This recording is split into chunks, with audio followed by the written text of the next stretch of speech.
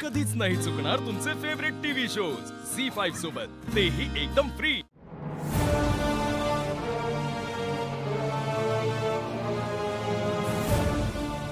Maugham, don't वरी, ती काय रात्रभर थांबली नसणार आहे, निघून गेली असेल। Mom please talk to me, mom please. आजचे पेपर पाहिले? मल्टी-बिलियनर मेहंदळेज break social norms, marry their son off into a middle class household. Roopam cosmetics ने बदलली सौंदर्याची व्याख्या। मेहंदळे कुटुंबाने दाखवलं सामाजिक भान। रूपम कॉस्मेटिक्सचे सारंग मेहंदळे यांनी केला एका सामान्य मुलीबरोबर विवाह।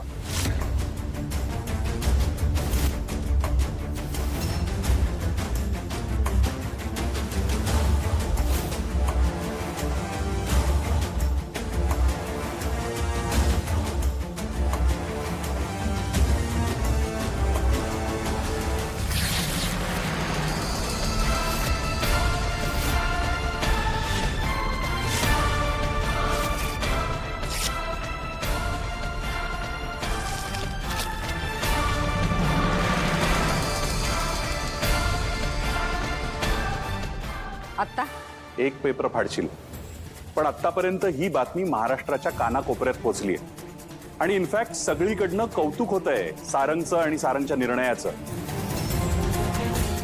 एका अर्थाने हे झालेलं लग्न सारंगच्या हिताचंच ठरलंय आणि त्याचबरोबर आपल्या बिझनेससाठी फायद्याचा।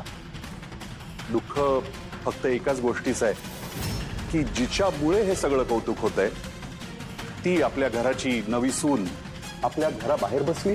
एक म्हणजे ती माझ्या घरची सून नाही, ओके?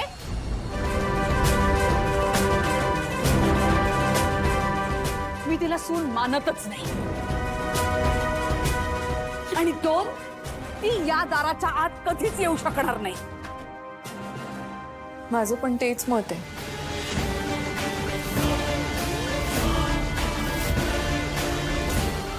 जशी आली आहे तशीच निघून जाईल ती। वही, but this is not fair. Enough! एकतर मोठ्यांमध्ये तू अजिबात बोलायचं नाहीस, कळलं? ठीक आहे, सावलीला घराबाहेरच राहू दे। अगं पण तिलोत्तमा, आपण एवढ्या मेहनतीनं हा रूपम कॉस्मेटिक्सचा ब्रँड उभा केलाय, या सगळ्याचा त्या ब्रँडवर काय परिणाम होणार आहे याचा विचार केलायस का? मॉम ऐक ना, मला असं वाटतं की तू खूप इमोशनली विचार करतेस। थोडा प्रॅक्टिकल विचार करायला हवा। प्रॅक्टिकली विचार करायला हे बिझनेस डील आहे। माझ्या सारंगच्या आयुष्याचा प्रश्न आहे। मला काळजी वाटते सारंगची, तुमच्यासारखं नाहीये माझं। झालं गेलं गंगेला मिळालं असं म्हणायचं आणि शांत बसून राहायचं। मला माझ्या सारंगची काळजी आहे। काय हो, त्याच्या मनाचा विचार केलात तुम्ही? काल रात्री त्याची काय अवस्था होती पाहिलीत ना? हो, सारंगची ही अवस्था बघितली आणि त्या बिचाऱ्या नवीन सुनेची पण बघितली।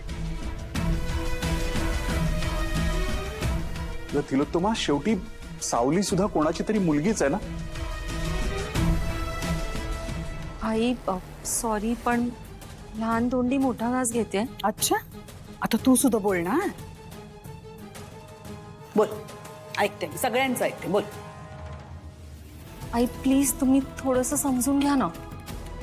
काल लग्नात सगळ्या गोष्टी इतक्या पटापट झाल्या, त्यात ते मीडियावाले होते, त्यांचं प्रेशर होतं, आणि आज आपल्याकडे पूजा आहे म्हटल्यानंतर मीडियावाले हमखास येणार, आणि त्यांनी सावलीला जर ह्या परिस्थितीत बघितलं तर ते काय विचार करतील?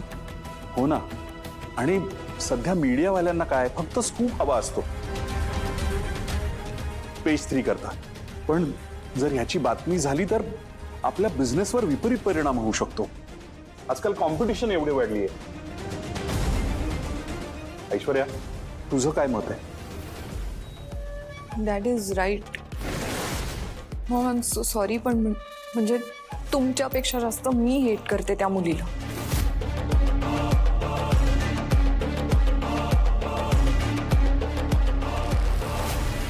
तेव्हा हा यादी नीट चेक कर, काय कमी पडाय नको. बरोबर हा? हा किमान 4 साड्या, तर साड्या किती लिहिल्यात? 4.5. 4 ना. हा बरोबर आहे ते. बाकी आपल्याला ते गारवावेचं सामानासाठी ते गोडाचं काहीतरी करायला पाहिजे. सांगा मी कशी दिसते? सांगा कशी दिसते?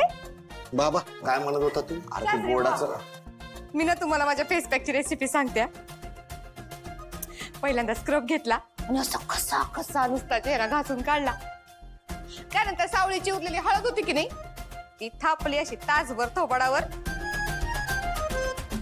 असा ग्लो आलाय, अशी नितळ त्वचा झाली माझी. काय का हा? काय हो तुम्ही सकाळ सकाळी एवढं सौंदर्य पाहायला मिळतंय, ते तोंडावरची माशी बी आला ना हो तुमच्या. सासूबाई येत ना पण. ओ सासूबाई या बरं. अपू भुजी नका काम करू, हृदयाला होलंय तुमच्या. या इकडं. आज तर या तुम्ही. या ते पण कसं या की लवकर. काय ग सांगा बरं, कशी दिसते? कशी दिसते माझी स्किन बघा बरं. चांगली दिसते. गाले चमकते तुझे. हा ना. सिक्रेट सांगू का? तिची हळद होती ना, त्यात थोडस गुलाब पाणी टाकलं हो मी. कानो, आता हे समजा विचार करत बसण्यापेक्षा आपल्या घरातनं तिकडं पूजेसाठी काय काय सामान गेलं पाहिजे याचा विचार करायला पाहिजे. बघ रे काय अजून काय. कशासाठी कशासाठी विचार करायचा एवढा? आमंत्रण आलंय होय. अगं बाई आमंत्रण तर आलंच नाही, नाही का?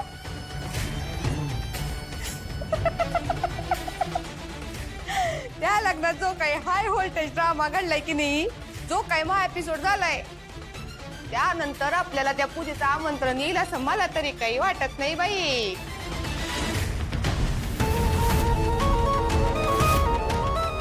सावलीचं माझं बोलणं झालंय, बरं आहे म्हणाली. सासरे बुवा बरंच म्हणणार ना ती. सासूबाई बरंच म्हणणार ना ती. तुमची पोरगी आहे ती, संस्कार आहेत तुमचे तिच्यावर. तिचं काय आहे, तुम्ही आणि अप्पू भाऊजी दोघं बी छाताडाला हात घेऊन बसून आहे ना म्हणून खोटं बोलली असणार ती. तिच्यावर काय विश्वास ठेवायचा एवढा?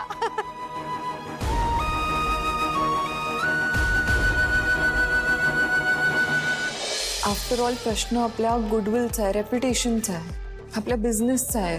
त्यामुळे आपल्याला स्टुपिड मुलीला घरात घ्यावं लागेल. Mom, it is just a matter of time. Dad is practically right. Correct. Tilottama please ऐका आमचं. सावलीला घरात घेऊया आपण. आई प्लीज घेऊया ना तिला आत. मॉम प्लीज प्लीज थोडा थंड डोक्याने विचार करा आणि तिला आतमध्ये घे please. Mom I think bus